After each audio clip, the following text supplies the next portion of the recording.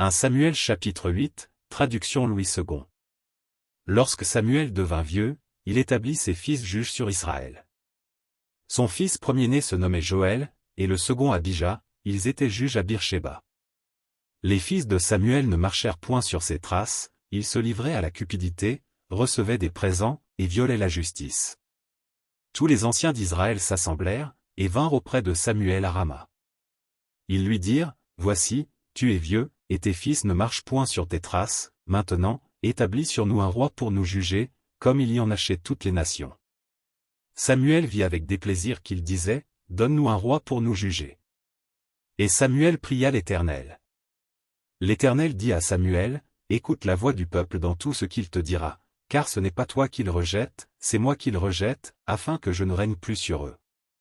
Ils agissent à ton égard comme ils ont toujours agi depuis que je les ai fait monter d'Égypte jusqu'à ce jour, ils m'ont abandonné, pour servir d'autres dieux.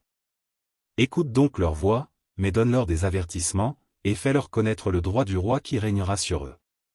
Samuel rapporta toutes les paroles de l'Éternel au peuple qui lui demandait un roi. Il dit, Voici quel sera le droit du roi qui régnera sur vous. Il prendra vos fils, et il les mettra sur ses chars et parmi ses cavaliers, afin qu'ils courent devant son char.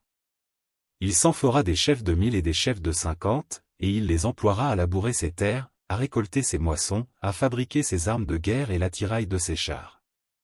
Il prendra vos filles, pour en faire des parfumeuses, des cuisinières et des boulangères. Il prendra la meilleure partie de vos champs, de vos vignes et de vos oliviers, et la donnera à ses serviteurs. Il prendra la dîme du produit de vos semences et de vos vignes, et la donnera à ses serviteurs. Il prendra vos serviteurs et vos servantes, vos meilleurs bœufs et vos ânes, et s'en servira pour ses travaux.